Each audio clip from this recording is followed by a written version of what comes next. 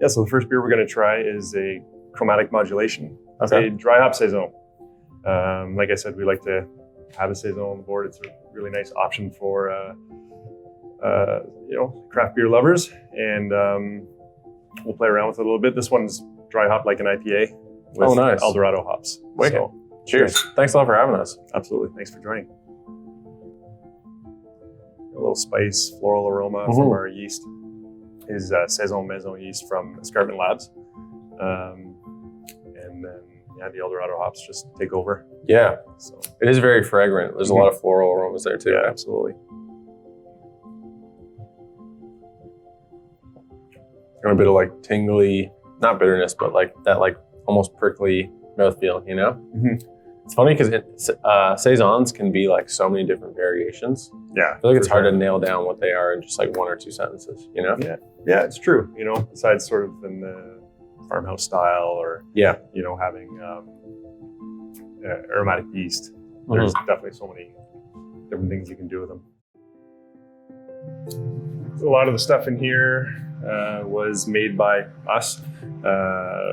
Rich learned to weld in a day and put together our shelves, stools, tables, stuff like that. And the theme of really this build out was do a lot of it ourselves. So Oh, that's so cool. I didn't know that. So you guys built that, most of the stuff that's in there. yeah. So it was a lot of fun, a lot of work, long days, but really rewarding. Of course, a little bit of merch here for people and a bottle fridge. Usually everything we have on tap, we'll have in our bottle fridge as well for Nice. offerings. So Cool. I want to ask you about like the origins of Counterpoint.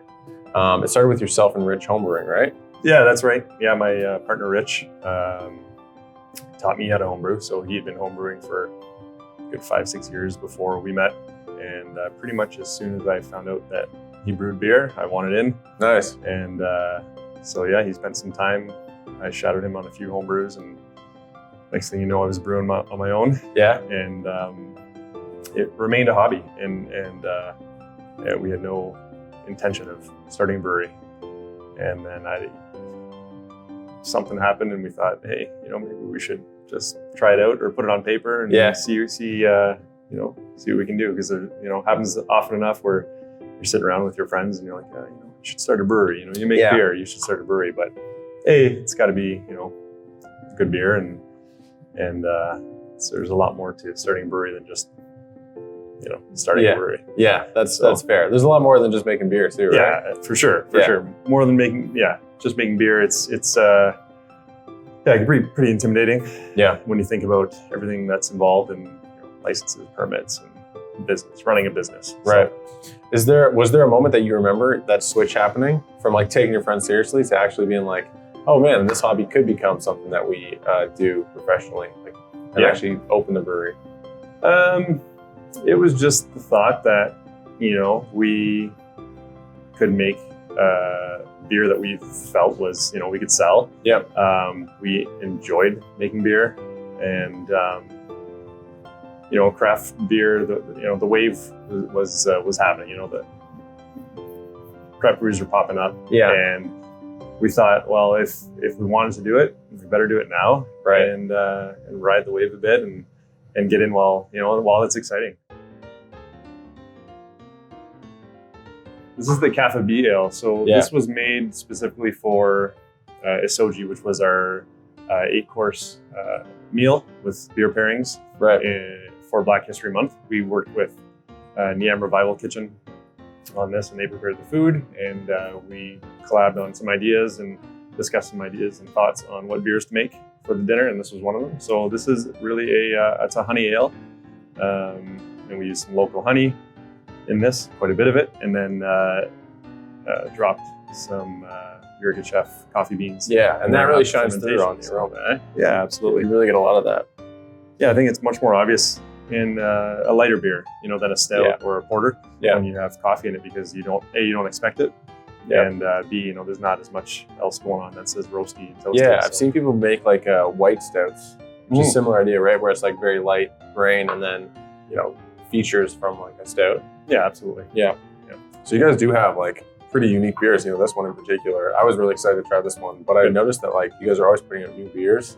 How would you describe like the identity or philosophy, I guess. It sounds cheesy saying that, but like around Counterpoint's brewing and the beers they serve? Yeah, I mean, a big part of the philosophy really to start was just that we wanted to brew what we enjoyed. Oh, nice. We enjoy drinking. We enjoy sharing. What gets us excited about beer. Yeah. If we were to brew, I mean, for us, the same thing over again, or some standard beers, which are great and delicious, but for us, it was just nice to be able to know that we could, play around, do something new almost every time we brew. Yeah. Yeah, it seems like a really big benefit. We talked about the brewing system you have set up in the back. Yeah, exactly. Small batch, right? Yeah. So you're always creating new things. It seems like creativity and like variety are like the forefront of your identity. Is that fair to say? Yeah, 100%. Yeah. That's really what we're going for when it comes to beer is being creative, having fun. It seems based on this that you do mostly like small batch offerings here, right? Yeah, exactly. Yeah, we've got a 2-heck system. By the time we make our beer, we get about 160 liters a batch. Yeah. So not very much. Our brew days consist of double brew days. So often 10 to 12 hours. Yeah. And it just takes, everything from setup to cleanup and everything in between. But it allows us to fill we're using plastic fermenters at this point. Some concerns involving plastic is potential oxidation, that kind of thing, infection, but with really, good care and our quick turnaround beers, we haven't had any problems. Yeah. So far, so good. You said like you guys make beers that you enjoy. Do you have like a personal preference in beers that you like? Like Absolutely. If you do ones that you gravitate toward over others? Yeah, I love a good stout. Yeah. And a good Brett IPA.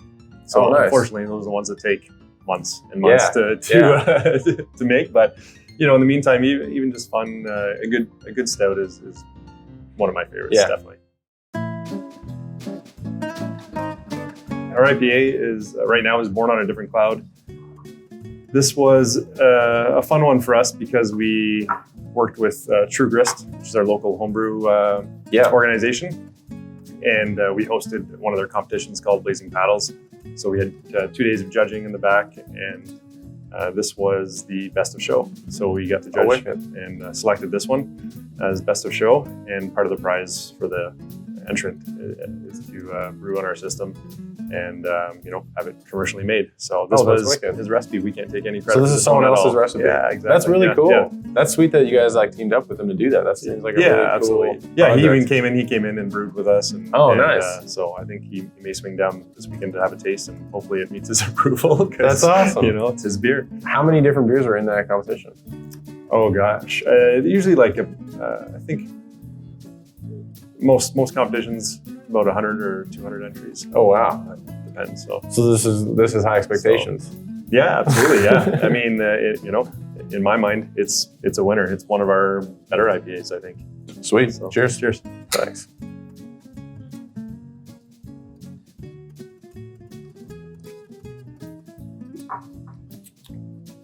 That's excellent. Yeah, it's nice. It's another IPA that it was really in line with what we make, which is really exciting for us to be able to work with a homebrewer who it's almost like he tuned the recipe for us, Yeah. We rarely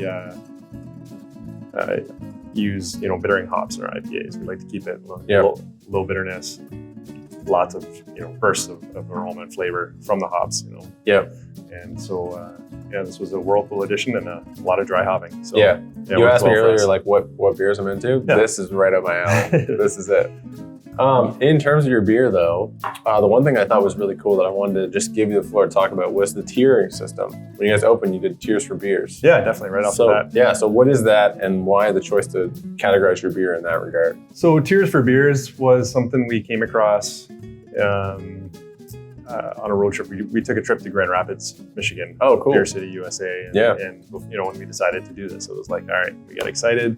Let's go do some research. Yeah. And we spent a couple of days there. We walked to 15 breweries. Oh, nice. In 2 days. Stumbled at the end, but we walked. We were hydrated. We were well fed. We were on a mission.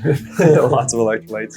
But just, we really just took, we drank many samples, but just little bits to see what the world of beer had to offer down there, because we know like a lot of the trends and exciting beers are born there. So it was really cool, and we found that a lot of breweries had the tiered system. So that's really cool. We thought we would adopt it, and it's fairly new here, I think, and so just something different for somebody to look at, discuss, and ask about, and our beers fall within usually tier 2 to 3. Yeah. Sometimes tier 1, where we just want to make nice, clean, easy beer. Yeah. You don't necessarily have to think about or dissect, and you can just enjoy. Yeah. And I feel like they get, if this is, correct me if I'm wrong, but I feel like tier 2 and 3, it just like the complexity kind of increases as you go further, and the flavors are more nuanced. Yeah, exactly. Yeah. Definitely. There, a few factors in there are going to be, ingredients, as well as, sort of level, I guess, of ease of drinking, perhaps. Mm-hmm. You could say that without, right. But definitely complexity is probably the best way to describe it. Yeah. Because, often enough more ingredients or different ingredients will increase that.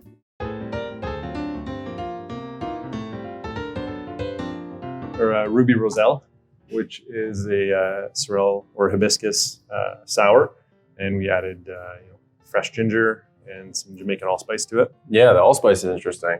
Yeah, definitely something that's not really conventional in beer. Mm-hmm. Spices are difficult ingredient to play with. It's a whole different ballgame when you start adding spices meant for baking or cooking. Yeah.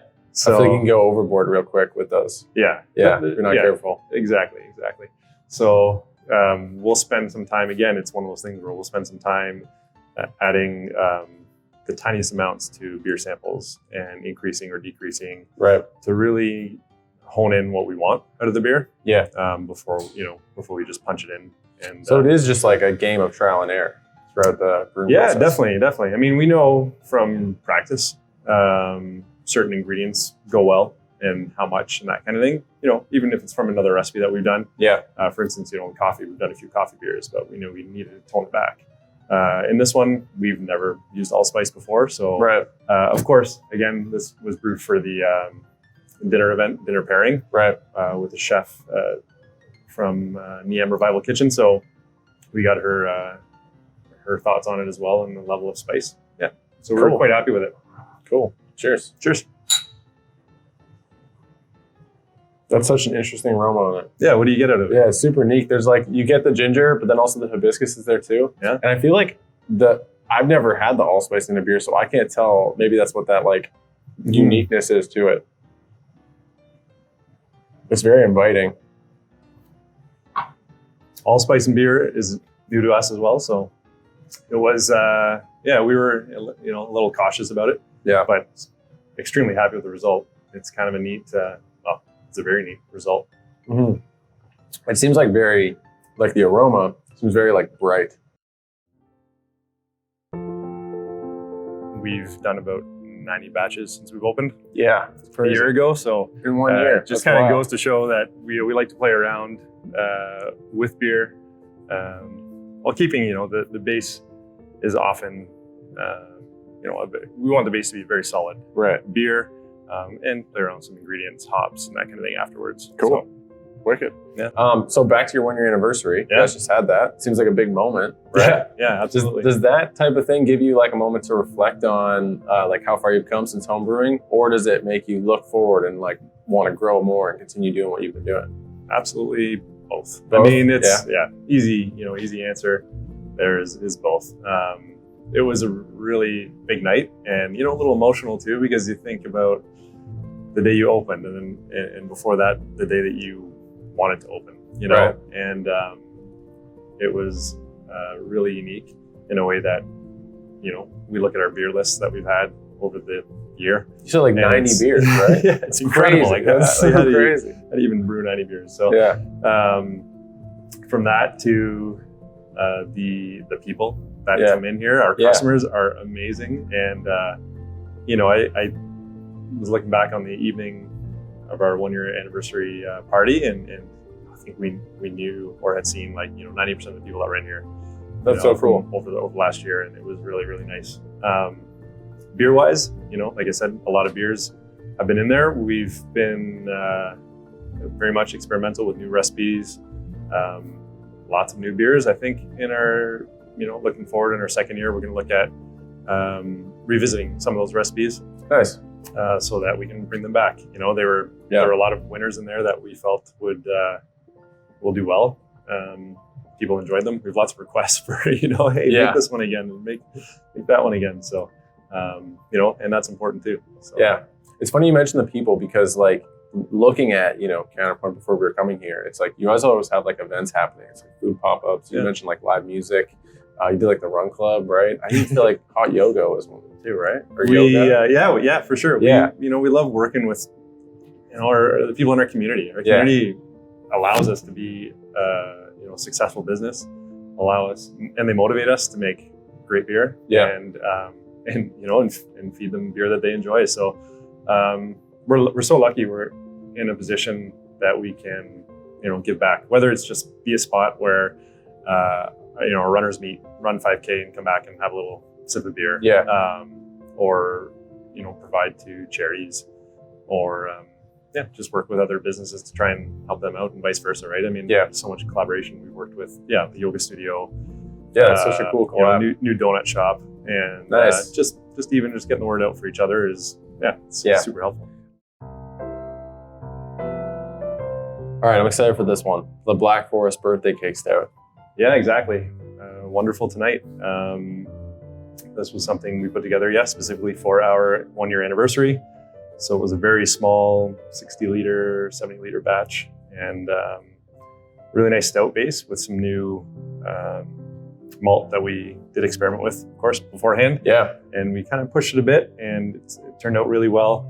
Nice chocolate malt base, which comes through. Yeah, you get a lot of that, right? With chocolate, without any addition of that at all. And we generally, we haven't made a beer with lactose, so we stay away. Even when it comes to dessert beers and stuff like that, we try to achieve that body without that additive. And we added some sour cherries and vanilla to give it that cakey taste. Nice. Well, thanks for having us, man. Absolutely. Cheers. Cheers.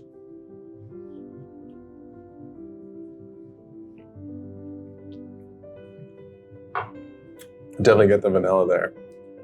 It's nice. Yeah, just like biting into a liquid cake. Yeah, that's great. That is really good. And there's like the hint of cherries or a little bit of fruit. Yeah, we really enjoy, real fruit in our beers. It's something that adds a nice layer. Yeah. Good character. And it's nice to know that, it's just real ingredients. So yeah. One thing that I want to ask you about is it seems like you guys are really like focused on it, is barreling and barrel aging beers. When was your first experience with barrels? It's hard to say. I don't necessarily remember my first barrel aged beer, but I remember it was a good few years ago when I started getting into it and realizing that barrels would impart a lot of character into beer. Yeah. My first experience with barrels was working at a distillery in Scotland. Yeah, that's cool. Glenmorangie Distillery. So, big producer of Scotch whiskey. Yeah. And it was really cool to see that, their general system included every Jim Beam or Jack Daniel's barrel. It seemed like in the world was going there. Oh yeah. And for the basic whiskey. Basic Scotch whiskey was made in those barrels, but what they started doing as well was, using champagne barrels or port barrels and finishing in there, which is really cool. So it's really great and exciting for me to see that we can, it's available for beer aging, and it's become really accepted that, again, playing around with it, making it fun and exciting, and just imparting different layers of complexity into these beers. Also, a very small, barrel project for now. We've got one barrel up front that is strictly for souring beer. It was acquired from another brewery. They acquired it from a bourbon distillery. So at this point, it's just a vessel for souring. Yeah. There's no oak or bourbon character left in it, but we do have a couple of, they were freshly emptied bourbon barrels. We've pulled one and refilled it since, and it was our 20 hertz bourbon barrel aged out, so in there for 8 months. Cool. And this one was filled at the same time and still sitting in there, so it's getting up to about 10 months or so. And then we have a white wine and red wine barrel. Nice. So yeah, right now we've got a nice, very clear saison, which we've added Brett, some Brettanomyces to, nice, as well as a nice red ale in the red wine barrel with some with a different strain of Brett. Oh, cool. Yeah. So it seems like there's like variation even within these as well. You know, like we talked about variations of the beers you make, but even with like the barreling, there's variation within even all those as well. Absolutely, yeah. And we can put the same beer in all 4 of these barrels, and you're gonna end up with something totally different. I mean, generally, brewers and customers are becoming more open to the fact that minor changes, it's just a part of the process. Yeah. So accepting this version of, let's say, 20 hertz that we just did, even though it's the same beer that went into the next barrel, it's been sitting there a little longer, it's a different barrel.